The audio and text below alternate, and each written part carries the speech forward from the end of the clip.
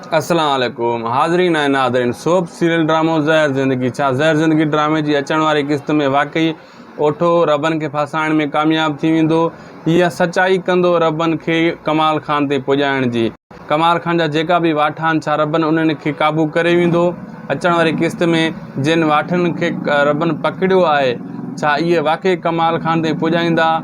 वारिस खे फसाइण लाइ जेका ग़ुलाम गेम खेॾी आहे, छा उन में ग़ुलाम कामयाब थींदो या रईस गफ़ार खान वाकई वारिस खे सज़ा ॾींदो? इहो घर मां हथ वारिस खे कढणा पवंदा? इहो घर ग़ुलाम खे मिली वेंदो या वारिस खे वापसि मिलंदो? इहो हाल हक़ीक़त तव्हांखे इन एपिसोड में था ॿुधायूं। पहिरियां इन खे पूरो ॾिसो जीअं तव्हांखे सॼी कहाणी सम्झ में अचे। पोइ क़िस्त में दोस्तो तव्हांखे ॿुधायोसीं न, ग़ुलाम फसाईंदो गेम खेॾंदो वारिस सां। उअं ई थियो। तव्हां राति वारी क़िस्त में ॾिठो त ग़ुलाम वारिस सां गेम करे पंहिंजे साले खे लठियूं हणी मथो फाड़े नेठि उन खे फसाए छॾी। लेकिन वारिस बि त वारिस आहे। वारिस हुनजे घर न वेंदो आहे। उते वञण जे लाइ त गेम अॻे तयारु कयूं वेठो हूंदो आहे, वरी पिस्टल खयूं वेठो हूंदो आहे ग़ुलाम। लेकिन वारिस मोटी ईंदो आहे, सिधो रईस गफ़ार खान ॾांहुं वेंदो आहे।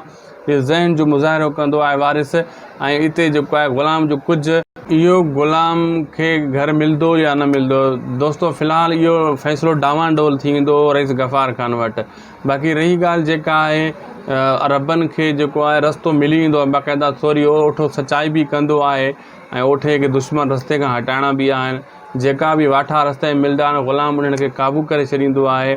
ऐं आहिस्ता आहिस्ता सभई वाठा क़ाबू करे नेठि वञी पुॼण जी कोशिशि कंदो आहे कमाल खान ताईं। लेकिन हिन चकर आहिस्ता 2-3 क़िस्तनि जे, हिकु अॻी क़िस्त में न 2-3 क़िस्तां लॻंदियूं, नेठि वञी करे पुॼी वेंदो उते रबन कंहिं वटि वञी सिधो कमाल खान वटि।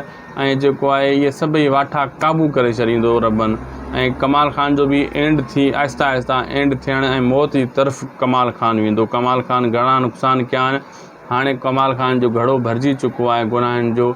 ऐं ओठे खे पंहिंजा दुश्मन मारणा आहिनि। ओठो को सॼण कोन आहे रबन जो, ॿिन्ही तरफ़ूं खेॾे थो। ओठो कमाल खान सां बि हले थो ऐं रबन सां बि हले थो। उन खे दुश्मन मारणा आहिनि बसि। अहिड़े हिसाब सां अॻी क़िस्त में इहे ॻाल्हियूं थींदियूं।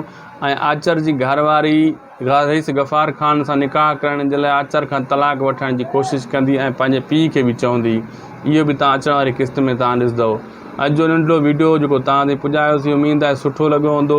असांजी हर कहाणी बिल्कुलु सची हूंदी आहे। पोयां एपिसोड तव्हां ॾिसो, राति वारी कल्ह वारी जेको कहाणियूं ॿुधायूंसीं उहे ई एपिसोड में थियूं आहिनि। इहे इनशाला हे बि दिलि चाहे कि तव्हां ईअं थियणो आहे। मिलंदासीं नेक्स्ट वीडियो में। फेसबुक पेज ऐं शायदि को सो वीडियो यूट्यूब चैनल खे सब्सक्राइब करणु न विसारींदा। फेसबुक पेज खे फॉलो ऐं शेयर लाइक ज़रूरु कजो। ख़ुदा हाफ़िज़।